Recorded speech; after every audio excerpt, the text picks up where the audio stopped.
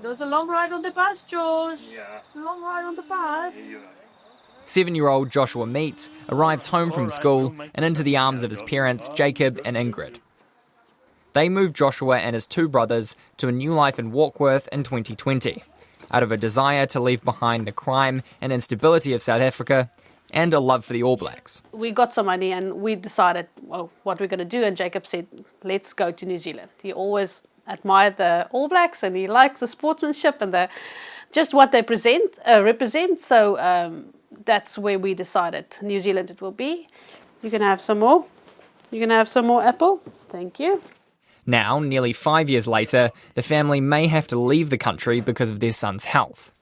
Ingrid Mead says the process of trying to get residency has been incredibly difficult for the family. It's been so hard. It feels like we are so unwanted because we're fighting the system and we're trying to get approval and we're trying to get to the next step and we're trying to get help and but it's just very challenging because we still have to go to work daily.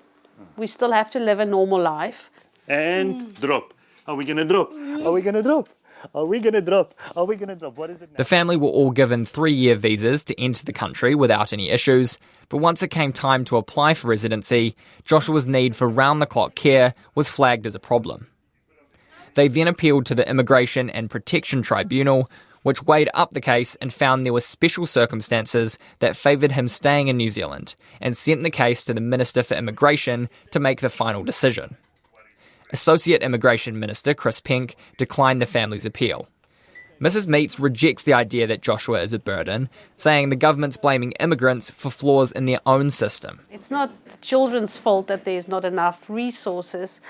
And I know I work in the system, I work in the education system, I see that on a daily basis, but I do feel that Joshua is not the burden.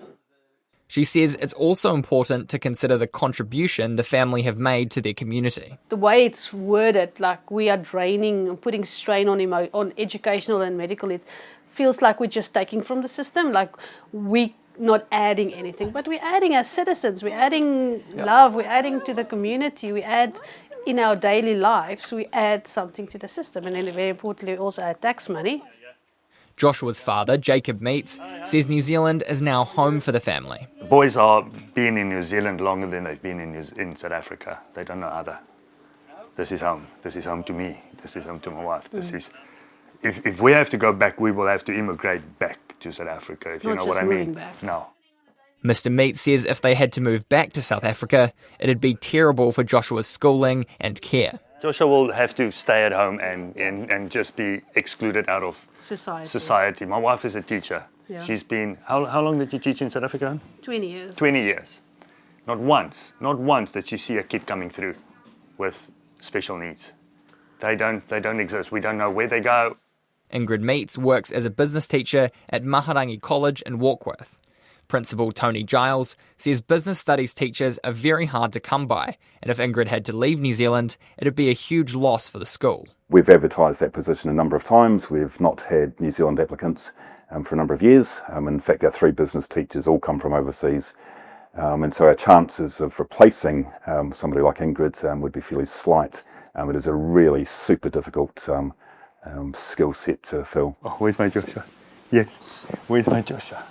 Oh.